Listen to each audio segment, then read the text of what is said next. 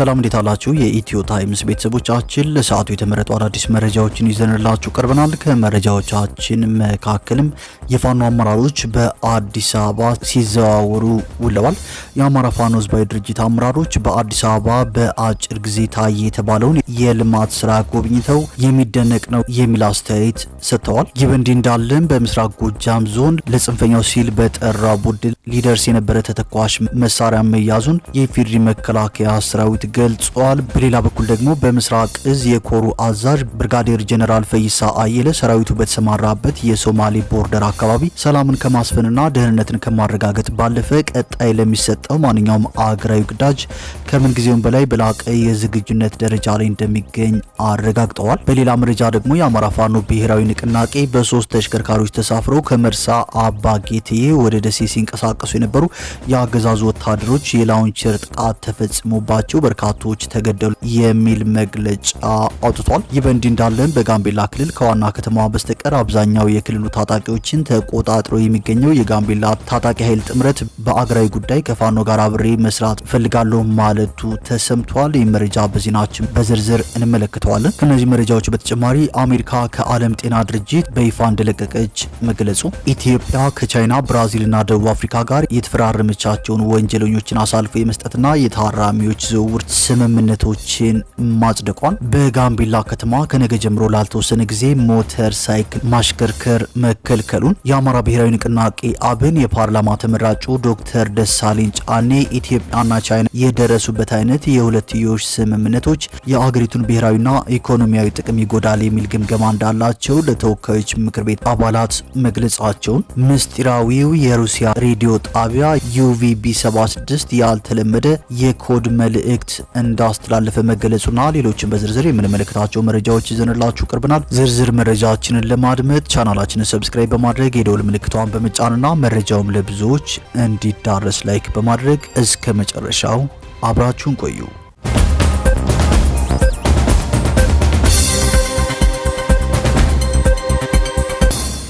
ወደ መጀመሪያው መረጃችን ስናልፍ የፋኖ አመራሮች በዛሬው ዕለት በአዲስ አበባ በተለያዩ አካባቢዎች በመንቀሳቀስ የልማት ስራ መጎብኘታቸው ተገልጿል። የአማራ ፋኖ ህዝባዊ ድርጅት አመራሮች በአዲስ አበባ የሚገኙ የልማት ስራዎችንም ጎብኝተዋል። በአፍሪካ ህብረትና በኢጋድ አደራዳሪነት በአማራ ብሔራዊ ክልላዊ መንግስትና በአማራ ፋኖ ህዝባዊ ድርጅት መካከል የተደረሰውን የዘላቂ ሰላም ስምምነት ተከትሎ የድርጅቱ ከፍተኛ አመራሮች በአዲስ አበባ ከተማ ጉብኝት አድርገዋል። በሰላም ስምምነቱ መሰረት ወደ ሰላማዊ የትግል መድረክ የመጡት ከፍተኛ አመራሮችና የስራ አስፈጻሚ አባላት በመዲናዋ የተከናወኑ ግዙፍ የልማት ፕሮጀክቶችንና ሰው ተኮር ስራዎችን በመመልከት ላይ ናቸው። አመራሮቹ በጉብኝታቸው የአድዋ ድል መታሰቢያን ጨምሮ በአዲስ አበባ ከተማ የተገነቡ የተለያዩ የልማት ስራዎችን ተዘዋውረው ተመልክተዋል። ከነዚህም መካከል የከተማዋን ገጽታ የቀየሩ የኮሪደር ልማት ስራዎች፣ የወንዞችና ወንዞች ዳርቻ ልማት ፕሮጀክቶች እንዲሁም ሌሎች ታላላቅ የመሰረተ ልማት ግንባታዎች ይገኙባቸዋል። የጉብኝት አመራሮቹ በመዲናዋ ያለውን ወቅታዊ የእድገት እንቅስቃሴ እንዲረዱና በሰላም ስምምነቱ መሰረት ለሚከናወኑ ቀጣይ የሰላም ግንባታ ስራዎች ምቹ ሁኔታን ለመፍጠር ያለመ መሆኑ ተገልጿል። ወደ ሰላማዊ እንቅስቃሴ የተመለሱት የአማራ ፋኖ ህዝባዊ ድርጅት ከፍተኛ አመራሮችና የስራ አስፈጻሚ አባላት በቆይታቸው በከተማዋ የተሰሩ ሰው ተኮር የልማት ስራዎችንም በዝርዝር ተመልክተዋል። የሰላም ስምምነቱ በቀጠናው ዘላቂ መረጋጋትን ለማምጣት ትልቅ ተስፋ የተጣለበት ሲሆን የአመራሮቹ ጉብኝትም ይህንኑ የሰላም ሂደት ይበልጥ ለማጠናከርና ወደ ልማት ትኩረት ለማድረግ የሚከናወኑ ተግባራት አካል መሆኑ ተመላክቷል። ይህንን ተከትሎም በአዲስ አበባ ከተማ በአጭር ጊዜ ውስጥ የታየው የልማት ስራ የሚደነቅ ነው ሲሉ የአማራ ፋኖ ህዝባዊ ድርጅት አመራሮች ገልጸዋል። ከኢትዮጵያ ቴሌቪዥን ጋር ቆይታ ያደረጉ የቡድኑ አመራሮችና አባላት በአዲስ አበባ በአጭር ጊዜ ውስጥ የተከናወኑ የልማት ስራዎች እጅግ የሚደነቁ መሆናቸውን ገልጸዋል። ይህ በእንዲህ እንዳለም በምስራቅ ጎጃም ዞን ለጽንፈኛው ሲል በጠራው ቡድን ሊደርስ የነበረ ተተኳሽ መሳሪያ መያዙን የኢፌዴሪ መከላከያ ሰራዊት ገልጿል። ዛሬ በደብረ ማርቆስ ከተማ ጽንፈኛው ሲል ለጠራው ቡድን ሊደርስ የነበረ መሳሪያና ተተኳሾች በሰራዊቱና በጸጥታ ኃይሉ ቅንጅት እንዲሁም በማህበረሰቡ ትብብር ወደ ጽንፈኛው ከመድረሱ በፊት በቁጥጥር ስር መዋል መቻሉን በቀጠናው የሚገኙ የሰራዊት ክፍል አመራር አስታውቋል ሲል የኢፌዴሪ መከላከያ ሰራዊት ገልጿል። በተጨማሪም የምስራቅ እዝ የኮሩ አዛዥ ብርጋዴር ጀነራል ፈይሳ አየለ በሰራዊቱ በተሰማራበት የሶማሌ ቦርደር አካባቢ ሰላምን ከማስፈንና ደህንነትን ከማረጋገጥ ባለፈ ቀጣይ ለሚሰጠው ማንኛውም ሀገር ሀገራዊ ግዳጅ ከምን ጊዜውም በላይ በላቀ የዝግጁነት ደረጃ ላይ እንደሚገኝ አረጋግጧል የተባለው አሸባሪው የአልሸባብ ቡድን ቦርደር ተሻግሮ የሀገራችንንና የህዝባችን ሰላም እንዳያው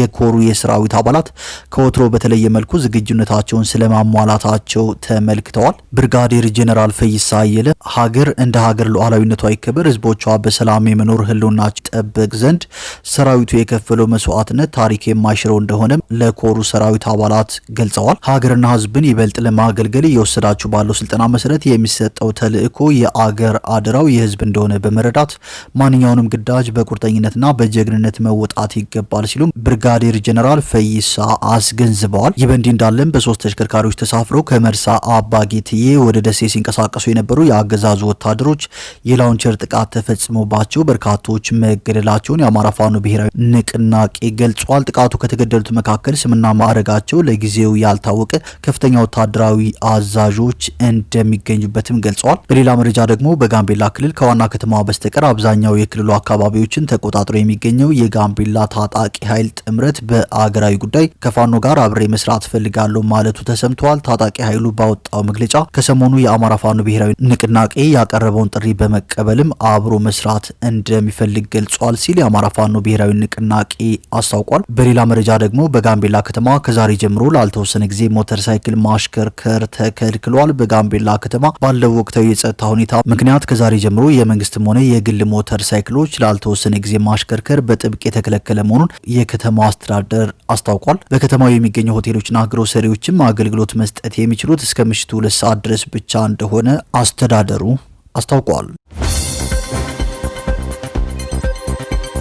ወደ ቀጣዩ መረጃችን ስናልፍ የአማራ ብሔራዊ ንቅናቄ አብን የፓርላማ ተመራጩ ዶክተር ደሳለኝ ጫኔ ኢትዮጵያና ቻይና የደረሱበት አይነት የሁለትዮሽ ስምምነቶች የአገሪቱን ብሔራዊና ኢኮኖሚያዊ ጥቅም ይጎዳል የሚል ግምገማ እንዳላቸው ለተወካዮች ምክር ቤት አባላት ገልጸዋል። ቻይናውያን ዜጎች በተለይና በተደጋጋሚ የሚሳተፉባቸው በሚዲያ የሚሰሙ የታወቁ ወንጀሎች መኖራቸውን ያነሱት የፓርላማ አባሉ ወንጀሎቹ በከፍተኛ ሁኔታ የአገሪቱን ኢኮኖሚ ጥቅም የሚጎዱ እንደሆነ አስረድተዋል። ዶክተር ደሳለኝ ቻይናውያን ጎላ ብለው የሚታዩባቸው በማለት የጠቀሷቸው ወንጀሎች ህገወጥ የማዕድን ማውጣትና ማዘዋወር እንዲሁም በህገወጥ የተገኘን ገንዘብ ህጋዊ አስመስሎ ማቅረብ ናቸው ብለዋል። በእንደዚህ አይነት ወንጀሎች የሚሳተፉ ዜጎች በኢትዮጵያ የህግ ስነ ስርዓት እዚሁ የፍርድ ሂደታቸውን ማጠናቀቅ አለባቸው ብለው እንደሚያምኑ የገለጹት የፓርላማ አባሉ ግለሰቦቹ ተፈርዶባቸው ወደ አገራቸው ከተላለፉ በኋላ ፍርዱ እዚያ ስለመፈጸሙ ምን ቁጥጥር አለን ሲሉ ጠይቀዋል። ለጥያቄዎቹ ምላሽ የሰጡት የፓርላማው የህግና ፍትህ ጉዳዮች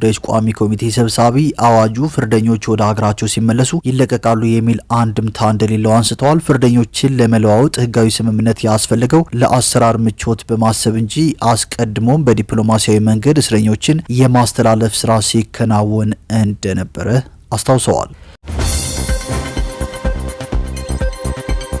ወደ ቀጣዩ መረጃችን ስናልፍ ኢትዮጵያ፣ ጅቡቲ፣ ደቡብ ሱዳንና ሶማሊላንድን ጨምሮ በርካታ የአፍሪካ ቀንድ ሀገራት በተያዘው የፈረንጆች 2026 ወሳኝ ምርጫዎችን ያካሂዳሉ ተብሎ ይጠበቃል። የእነዚህ ምርጫዎች ውጤትም የሀገራቱን የውስጥ ፖለቲካና ቀጠናዊ ሁኔታ እንደሚወስን ይገመታል ሲል ዶቼ ቬለ ዘግቧል። በኢትዮጵያ ሀገራዊ ምርጫ ግንቦት 24 ቀን 2018 ዓ.ም እንዲካሄድ ቀን ተቆርጦለታል። ዶቼ ቬለ እንደዘገበው ምርጫው የሚካሄደው ደካማ የፖለቲካና የጸጥታ ሁኔታ ባለበት ሰዓት ነው። በተለይም በአንዳንድ የአማራና የኦሮሚያ ክልል አካባቢዎች የሚታዩ ግጭቶችና ውጥረቶች ምርጫው ሁሉንም ያሳተፈ ሊሆን ይችላል ወይ የሚል ስጋት መፍጠሩን ዘገባው አመልክቷል። ጅቡቲ እስከ ሚያዝያ 2018 ዓ.ም ድረስ ፕሬዚዳንታዊ ምርጫ ታካሂዳለች ተብሎ የሚጠበቅ ሲሆን አሁን በስልጣን ላይ የሚገኙት የ78 ዓመቱ ፕሬዚዳንት እስማኤል ኦመር ጌሌ ለስድስተኛ ጊዜ ለመመረጥ እየተንቀሳቀሱ ነው። ስትራቴጂካዊ ቦታ ላይ በምትገኘው በዚህ የአፍሪካ ቀንድ አገር ውስጥ ትልቅ የፖለቲካ ለውጥ ይመጣል ተብሎም አይገመትም። በቀይ ባህር አቅራቢያ በመሆኗና የበርካታ የውጭ ሀገራት የጦር ሰፈሮች መገኛ በመሆኗ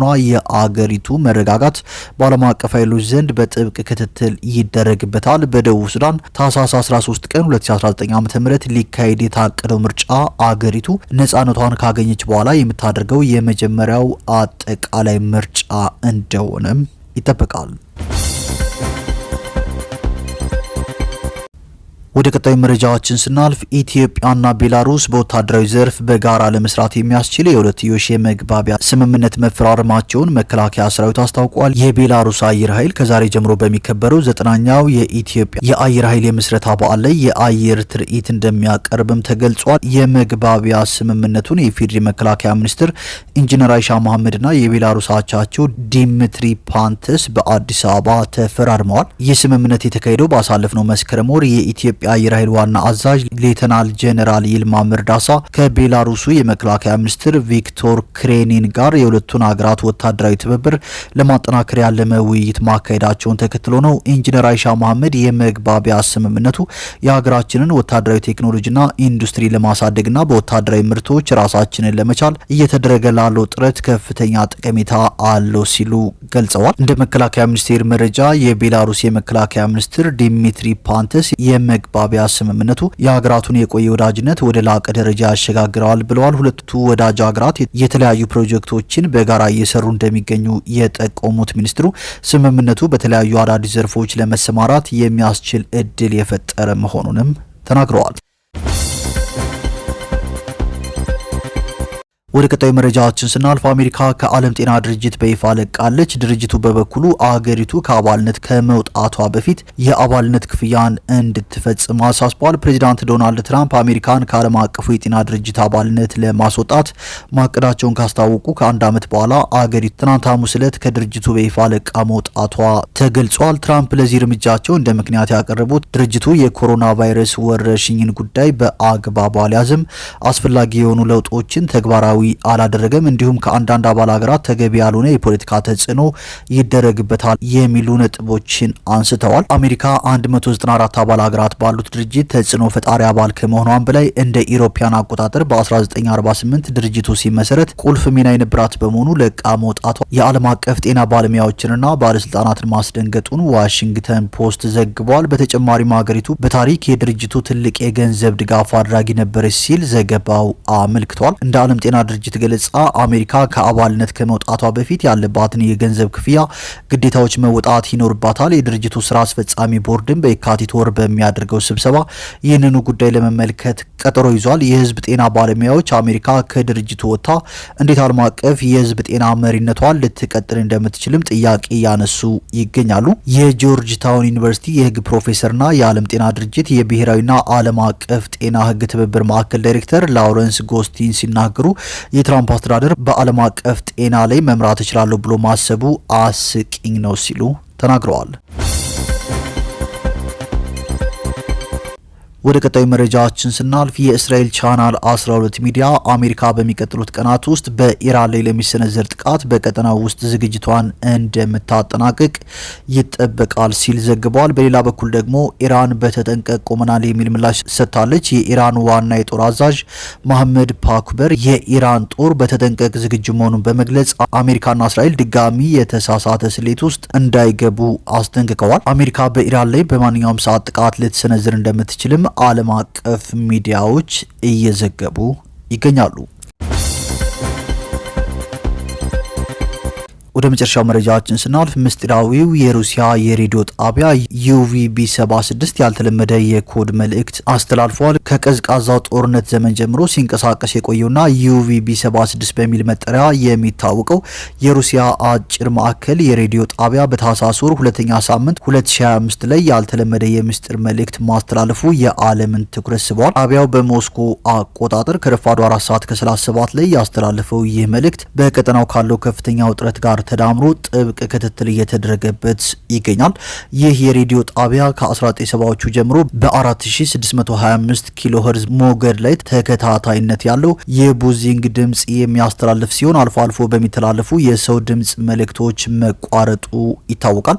ምንም እንኳን የጣቢያው ትክክለኛ አገልግሎት በሩሲያ መንግስት በይፋ ባይገለጽም ተንታኞች ከወታደራዊ ግንኙነት ጋር የተያያዘ እንደሆነ በስፋት ያምናሉ። ጣቢያው ከዚህ ቀደም መሰል እንቅስቃሴዎችን ቢያሳይም አሁን ላይ ከፍተኛ ትኩረት ሊያገኝ የቻለው በየካቲት 2022 ሩሲያ ዩክሬንን ከመውረሯ ጥቂት ቀደም ብሎ በተመሳሳይ ሁኔታ ይንቀሳቀስ ስለነበር ነው። አሁንም በሩሲያና በኔቶ መካከል ያለው ግንኙነት እየተካረረ በመጣበት ሰዓት ይህ መልእክት መተላለፉ ስጋትን ፈጥሯል። ይሁን እንጂ ባለሙያዎች እንደሚሉት ይህ የመጨረሻው የኮድ መልእክት ብቻውን ምንም አይነት የተለየ ወታደራዊ እርምጃ ወይም ጥቃት ስለመኖሩ ማረጋገጫ ሊሆን አይችልም። ቀደም ሲልም መሰል ስርጭቶች ምንም አይነት ወታደራዊ እርምጃ ሳይከተላቸው የታለፉባቸው ጊዜያት መኖራቸውን ባለሙያዎቹ አስታውሰዋል።